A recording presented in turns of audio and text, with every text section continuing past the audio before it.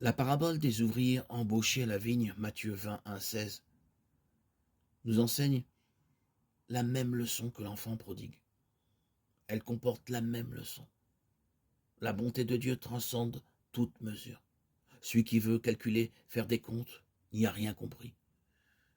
Il veut la mesurer à l'aune de sa petite mesure humaine. Il ne se réfère pas à l'amour, mais au travail effectué. Tant qu'il raisonne ainsi, il s'indigne. Et il ne peut que s'indigner de ce qu'un ouvrier qui a travaillé plus qu'un autre ne soit pas davantage payé. À ses yeux, la conduite du maître de la vigne est une injustice. Quelle est donc la leçon qui se cache dans ce récit? Les ouvriers embauchés conçoivent leur travail comme une charge et un fardeau. Ils ne le font pas de bon cœur. Nous avons supporté le poids du jour et la grosse chaleur. Maintenant, nous devons être payés davantage. Ne sommes-nous pas, nous, les chrétiens d'aujourd'hui, ces ouvriers-là? Leurs récriminations et leurs protestations ne sont-elles pas les nôtres? Nous nous efforçons tant bien que mal de vivre de notre foi. Nous renaissons à pas mal de choses. Nous portons le poids du jour et la grosse chaleur. Que recevrons-nous en retour? Que toucherons-nous de plus que les autres? Une première réponse pourrait être celle-ci. Ne suis-je pas libre de disposer de mon bien comme je l'entends? À vrai dire, la parabole ne donne pas de réponse. Elle nous pose plutôt des questions. Le message du salut vous a-t-il apporté la joie? A-t-il enrichi votre vie? Pour vous, Dieu est-il dans son Fils, ce Père dans la maison duquel vous trouvez refuge et raison d'être, où vous goûtez un bonheur tout simple? Alors, n'êtes-vous pas heureux de vivre près de lui, d'être aimé par lui?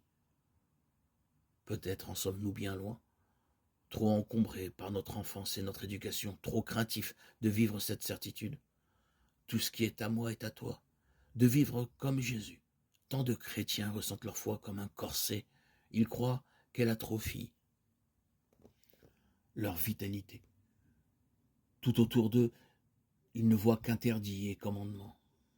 Reconnaissons qu'il n'est pas tellement facile de s'échapper de ce ghetto. Beaucoup veulent le forcer sans trouver pour autant la liberté qu'ils recherchent.